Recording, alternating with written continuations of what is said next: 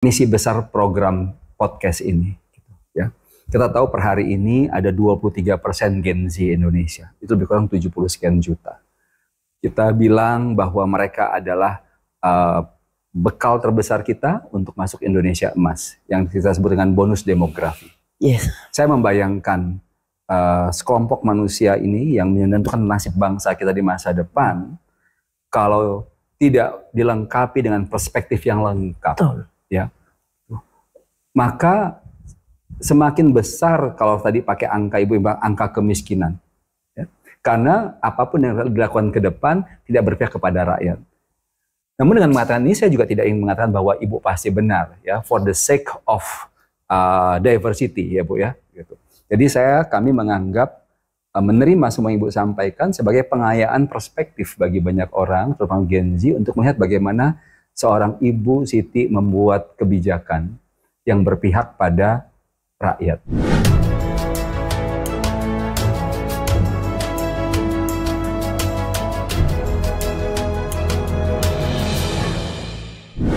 Halo semua, salam transformasi. Kalau bicara tentang kegegeran, berarti kan ada sebuah ide yang tidak diterima oleh pihak lain. Mungkin sedikit provokatif ketika saya katakan ini bisa dianalogikan antara siapa yang sebenarnya disebut orang gila dan tidak gila. Mungkin bagi kelompok orang gila, kita ini yang gila mungkin, ya. Nah, karena gila tidak gila itu bicara kesehatan mental, kita mau lihat bagaimana perspektif seorang Ibu Siti melihat dua dikotomi lah, gitu ya. Satu kapitalisme global, satu ekonomi kerakyatan Pancasila. Karena semua kebijakan Ibu Siti yang baru tadi 4 disampaikan kan menggegerkan, gitu ya. Nah, kita mau dengar dari Ibu. Bu, sejauh yang Ibu rasa atau Ibu pikirkan, gitu, dengan semua kegegeran itu, bahkan ada kelompok-kelompok ya Bu yang tidak terima dengan cara Ibu berpikir dan keputusan Ibu, gitu. Sehat nggak mental mereka, Bu? Gini, kalau orang gila berada di dalam satu komunitas orang yang normal, maka yang gila orang yang gila itu. Baik. Tapi kalau ada orang yang normal di dalam komunitas orang gila, maka yang gila yang normal justru. Nah, memang menurut saya mereka memang mempunyai yang tidak setuju dengan konsep saya.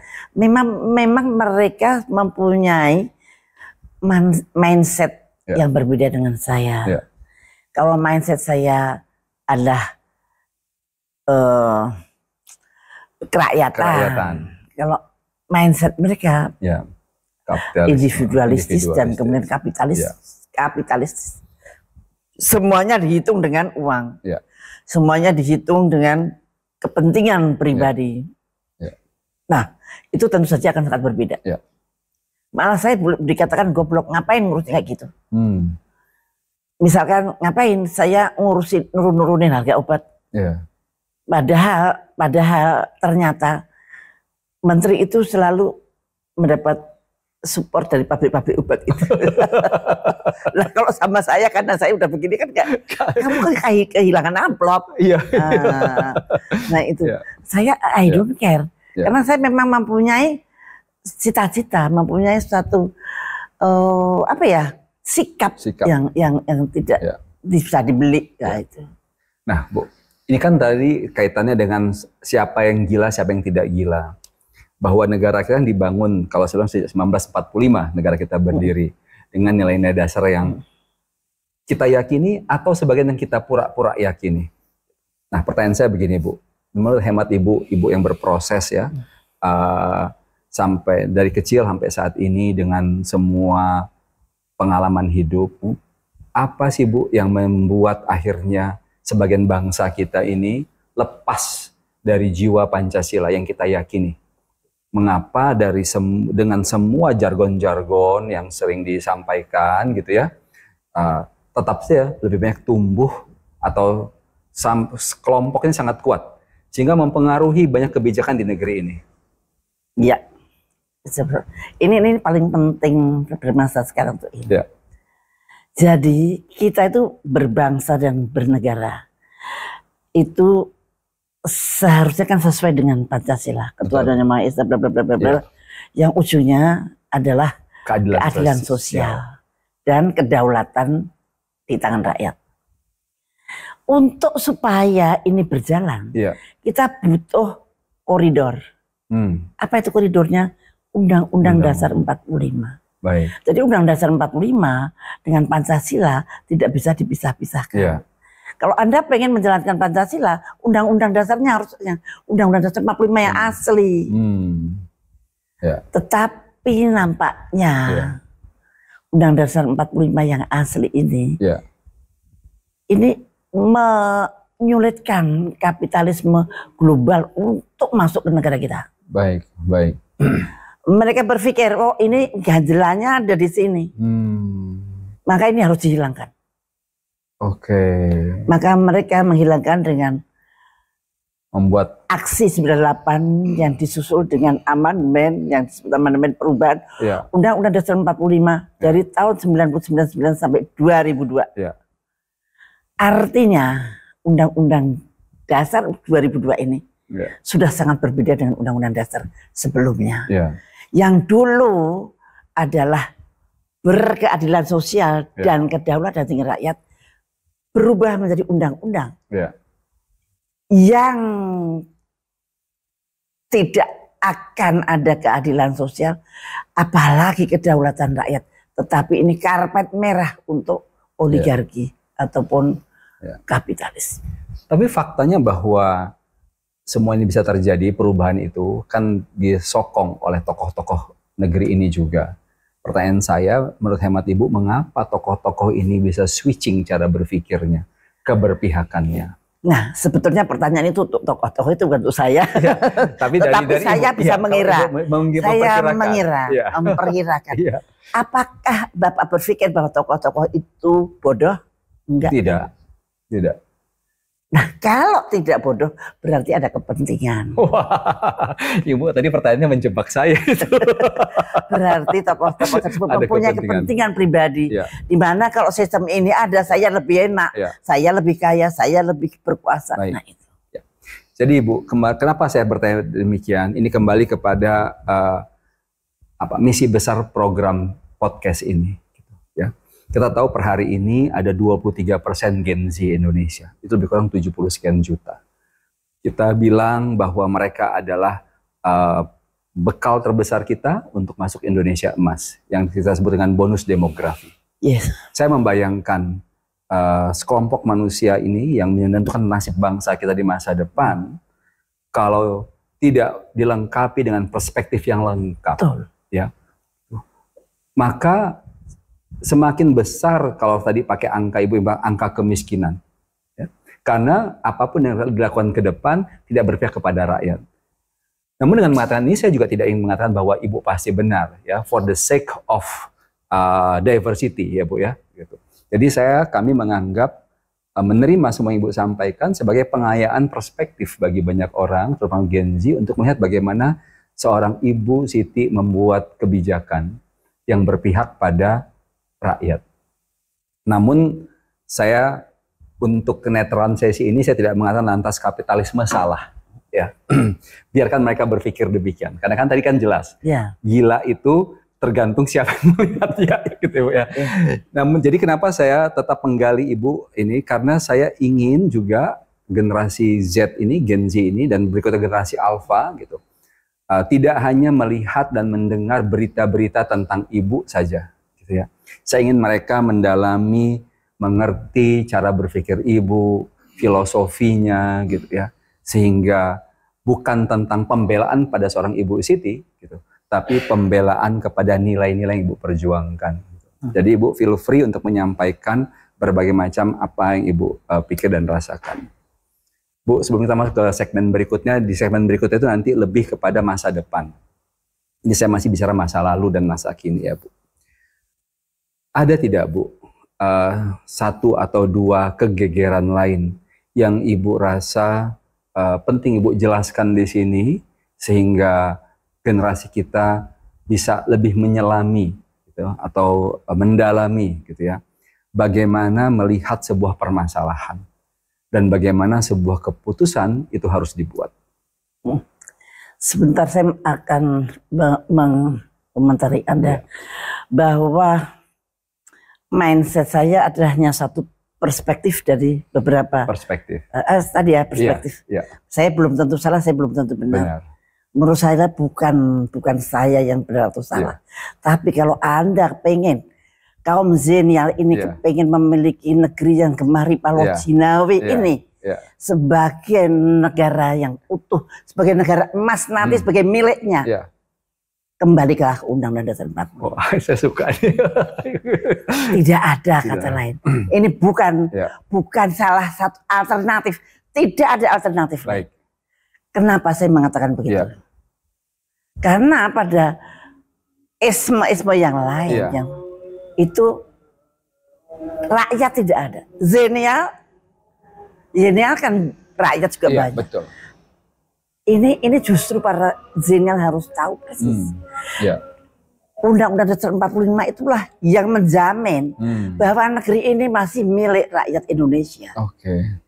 Kalau kita semakin jauh dengan Undang-Undang Dasar 45 dan yang berjalan adalah undang-undang yang berpihak sekali pada kapitalisme global seperti sekarang, kita habis. Karena yang melindungi kekayaan alam kita untuk tetap menjadi milik bangsa ini adalah Undang-Undang Dasar 45, bukan Undang-Undang Dasar 2002. Ini momentum yang sangat tepat untuk kembali ke UUD 45. Siapapun juga presidennya silakan, tapi kembalilah ke UUD 45. Nah, gitu. Baik, Bu. Nah, jadi bukan pilihan. Ini Undang-Undang Dasar 45, ini kapitalisme global. Kalau kita bicara tentang kegegeran dan kesehatan mental, masih kita bicara tentang perbedaan sudut pandang. Untuk melengkapi sudut pandang kita dan memperkaya khasanah berpikir kita perlu mendalami. Karena saya pribadi juga cenderung kesulitan membedakan antara Jamkesmas dan BPJS. Seperti apa sebetulnya konsep Jamkesmas dan BPJS dan bagaimana atau yang mana yang lebih berpihak kepada rakyat dan harus seperti apa pengelolaannya, kita mau dengar dari Ibu Siti. Silakan, Bu. Jamkesmas dulu ya. Jamkesmas itu memang kreasi saya waktu itu untuk memikirkan bagaimana rakyat supaya mendekatkan akses rakyat terhadap kesehatan, pelayanan kesehatan. Jadi APBN menyediakan dana untuk rakyat yang miskin dan near poor. Poor and near poor. Nah, pasti kan ada lagi di atas near poor.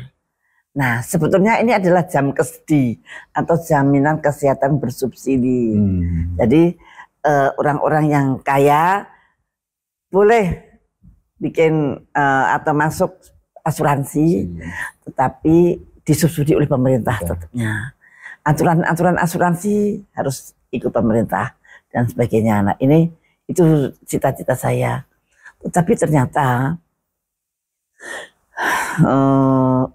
global menentukan BPJS. BPJS program global. Oh, begitu, Bu, ya? Bukan program kita.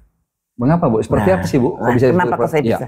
Jadi ketika saya membuat Jamkesmas, itu seharusnya sudah mulai BPJS. Tapi saya ngotot, saya Jamkesmas, saya menterinya, jadi jalan Jamkesmas. Dan ketika saya memproklamirkan itu, maka saya dikeroyok oleh 9 lembaga dunia. Ya USAID, ya UNICEF, ya segala macam yang ada di sini yang seolah-olah suka membantu Indonesia gitu. Meroyok, tidak boleh bikin Jamkesmas. Harus BPJS gitu. Saya heran kenapa saya ini uang APBN saya sendiri, saya Menteri Kesehatan, kenapa saya tidak boleh? Nampaknya mereka mempunyai kepentingan dengan adanya BPJS di setiap negara itu. Dan waktu itu yang paling bagus tentang pelayanan kesehatan oleh pemerintah itu adalah Inggris dan Kanada. Saya tinjau ke sana dan betul rakyatnya gratis sama sekali. Karena rakyat sudah bayar pajak, maka sistem jaminan kesehatannya itu mengambil dari uang pajak itu kemungkinan. Jadi rakyat tidak disuruh bayar lagi. Tapi di BPJS kita itu sangat komersial banget. Karena yang namanya jaminan kesehatan BPJS, Badan Pelaksana Jaminan BPJS Sosial. Ya. Lah, jaminan sosial ini mestinya yang namanya jaminan kan dijamin. Tapi ini dijamin tapi harus bayar, namanya asuransi. Padahal rakyat kita kan sudah bayar pajak. Kita bangun tidur saja minum aquanya dari pajak. Makan nasi, orang yang jual nasi juga sudah dipajakin. Nah, itu pajaknya udah bertumpuk-tumpuk. Kenapa kita mesti disuruh bayar premi lagi?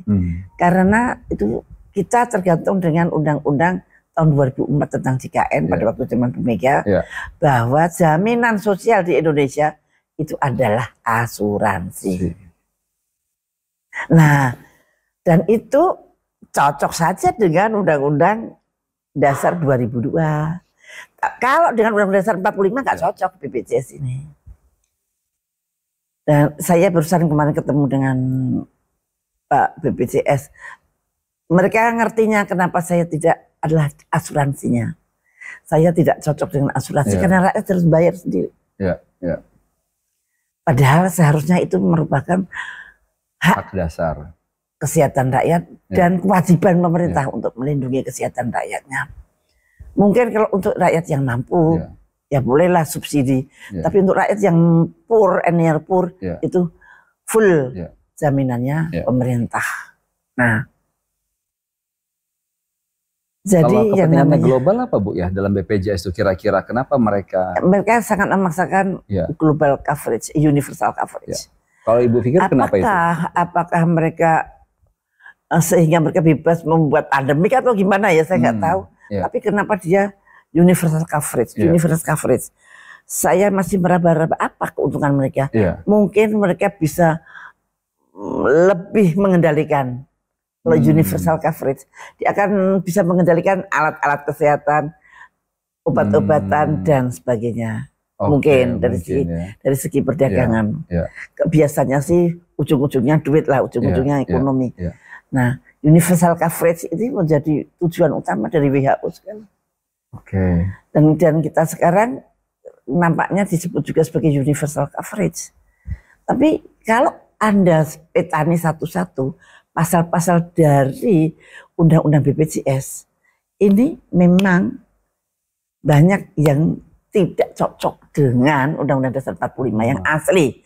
Tapi cocok dengan Undang-Undang Dasar 2002. Yang versi 2002 perubahan. Versi 2002 perubahan. Karena memang ini memang untuk kapitalisme global masuk. Jadi pada waktu itu saya menjadi Bantimbras. Setelah jadi Menteri Kesehatan, nampaknya Pak SBY masih membutuhkan saya. Dan Pak SBY selalu minta kajian langsung dari saya. Dia nggak mau kajian yang resmi dari istana. Dan saya tulis apa yang bertentangan. Itu ada Undang-Undang 2023A ya, yang pemerintah boleh menarik uang dari rakyat selain pajak. Itu undang-undang untuk menyiapkan supaya BPJS bisa ngambil uang dari rakyat. Nah ini yang sebetulnya tidak cocok. Dan karena tidak cocok dicocok-cocokkan maka preminya cukup rendah. Tapi yang dijamin hanya berapa penyakit. Ada keterbatasan yang pasti merugikan rakyat. Tapi daripada nggak ada ya lumayan lah. Apalagi sekarang di bawah Pak Gufron ini, Pak Gufron termasuk adik kelas saya. Jadi lumayan lah dia mempunyai jiwa sosial juga yang lumayan begitu. Jadi untuk jalannya berliku-liku yang kira-kira merugikan rakyat dia minimalis kan. Tapi sebetulnya tidak cocok itu dengan Undang-Undang Dasar 45. Tapi ya mau apa dikata adanya itu ya kita manfaatkan sebisa-bisanya. Kita tidak bisa kontra ini. Itu saya pernah melawan sampai ke Mahkamah Konstitusi. Dan salah satu follower saya adalah Pak Joko Widodo, Pak Presiden. Yang saya pidato dan Bapak Joko Widodo mendampingi saya. Dan dia sangat mendukung. Saya satu-satunya wali kota di Indonesia yang mendukung Jamkesmas. Waktu itu ada pergeseran antara Jamkesmas dengan BPJS. Tapi ternyata setelah beliau jadi presiden, akhirnya dia ikut BPJS juga. Jadi ya nggak apa-apa itu karena dia jadi presiden, itu konsekuensinya begitu. Jadi saya waktu itu maju dan kalah. Kalah karena waktu itu ketua Mahkamah Konstitusinya Pak Mahfud. Pak Mahfud mengatakan, Pak, kenapa sih kok dikalahkan? Wong benar-benar ini untuk kepentingan rakyat. Iya Bu, karena saya menggunakan preambul Undang-Undang Dasar 45 sebagai sumber hukum. Katanya preambul itu nggak boleh untuk sumber hukum. Padahal di lain kesempatan beliau menyatakan bahwa preambul itu bisa untuk menjadi sumber hukum. Jadi pada waktu itu saya ditolaknya dengan alasan itu. Jadi akhirnya ya kalah. Jamkesmas kalah dan kemudian tahun 2009 saya mundur dari berpindah dari Menkes, diangkat lagi menjadi penasihatnya Pak SBY, Bantimpres. Waktu itu Bantimpres itu betul-betul penasihat presiden. Ada bidang ini, bidang ini, bidang itu gitu. Nah, di situ saya mengikuti Undang-Undang BPJS, dan Undang BPJS baru diketok oleh paripurna DPR itu akhir 2014. Yang sebetulnya Pak SBY mengerti di mana dan kenapa bertentangan dengan Undang-Undang Dasar 45. Tapi ya sekarang berjalan. Memang harus begini, zamannya memang harus begini, dan mudah-mudahan pemerintah bisa meminimalisasi penderitaan rakyatnya dalam bidang kesehatan. Itu saja. Apa Bu konsep lain di luar Jamkesmas dan BPJS yang mungkin bisa lebih baik? Ada nggak Bu? Menurut saya Jamkesmas itu. Jamkesmas yang disambung dengan Jamkesdi. Jamkesdi itu jaminan kesehatan bersubsidi. Ini untuk orang-orang yang di luar Nirpur, di atas Nirpur. Di atas Nirpur, pemerintah mengadakan ini seperti asuransi. Tapi punya pemerintah. Baik. Jangan swasta, jangan dihitung sebagai asuransi swasta. Nah, yang sebegini kayak begini boleh nggak bertingkat-tingkat sampai yang VIP, gitu. Itu cita-cita saya. Jadi rakyat sangat happy, rumah sakit happy, pemerintah juga happy, tidak kobol-kobol. Nah, kalau sekarang rakyat menangis dengan ketentuan-ketentuan yang berliku-liku itu di BPJS, walaupun agak lumayan juga. Rumah sakit menangis karena sering diutangi sama BPJS. Pemerintah juga masih terus mengadakan bantuan yang dia tidak bisa mengatur langsung. Karena BPJS itu seperti perusahaan negara dalam negara. Seharusnya Menkes juga yang mengatur dia. Kenapa dia sebagai perusahaan tersendiri seperti perusahaan asuransi pemerintah lah ceritanya. Nah itu padahal yang namanya asuransi kan tidak ada di dalam negara yang Pancasila, seharusnya nggak ada. Nah itu perbedaan antara kapitalisme dengan kerakyatan Pancasila. Baik Ibu Siti, pemirsa, kita sudah dengar banyak sekali tentang cuplikan-cuplikan ya. Tentu yang kita perbincangkan sejauh ini baru sedikit saya kira dari apa saja yang seorang Ibu Siti pikirkan tentang Indonesia. Di bagian segmen terakhir nanti kita ingin mendengar bagaimana beliau berani berjuang dan kemudian bagaimana beliau melihat proses beliau yang dipenjara dan bagaimana beliau ingin meninggalkan legasinya buat Indonesia.